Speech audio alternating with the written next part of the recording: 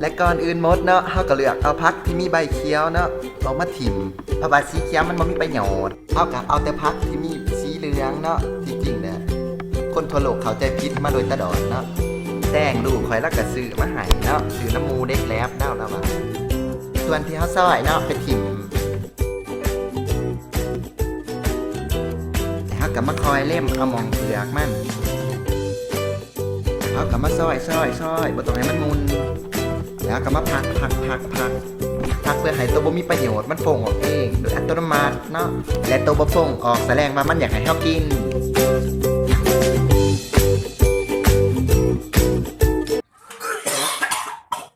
วิธีซอยปลาทูน้ำคลองเนาะเฮาต้องฟันหางมันออกก่อนอุ๊ยมันบ่ได้ฟงเด้จริงๆมันเป็นลิ้นดา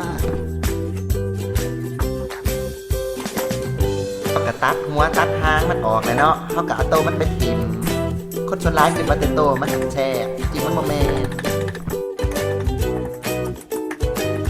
มันเท่าไหร่หัวไหนห้างมันแล้วเขาก็เอาไปร่วมกันในโคกเนาะ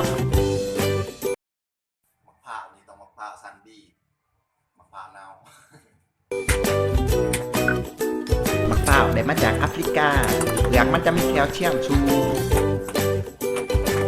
บักอื้อนี่กับบักอื้อชันดีกินของมันจะเห็ดตาลอด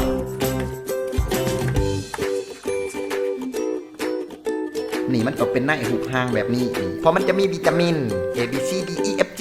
H Y G K F M N ที่เรือนี่มันมีประโยชน์นี่เอาทีม